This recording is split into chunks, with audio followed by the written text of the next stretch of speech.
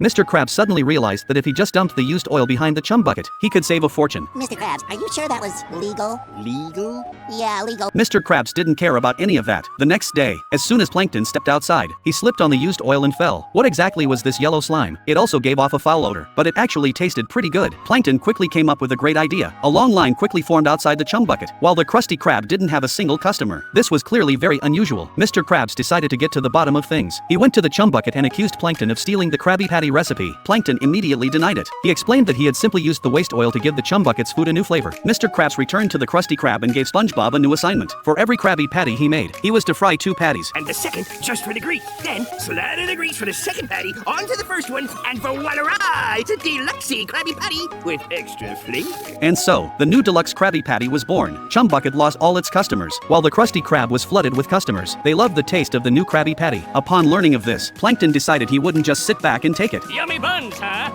Well, you're gonna have to try a little harder than next, Krabs, once the hungry public hears about my newest creation. Karen thought it was just a burnt piece of grease, but none of that mattered. Plankton launched another new product, and successfully won back the customers. Mr. Krabs quickly came up with a new product of his own, but he usually flushed all that oil down the toilet. It turned out the plate was filled with pure oil. The customers were once again drawn back by the delicious smell. Just then, Patrick arrived. He was a bit out of it, and ended up slipping and falling. Seeing this, SpongeBob decided to put a stop to it all. Soon, a vehicle from the health department pulled up. An inspector in a hazmat suit got out. It turned out SpongeBob had called him. SpongeBob wanted to report Mr. Krabs and Plankton. Before he could finish, Mr. Krabs tossed him into a trash can. Plankton immediately slammed the lid shut. For the first time, they were on the same page. I've been feeding people.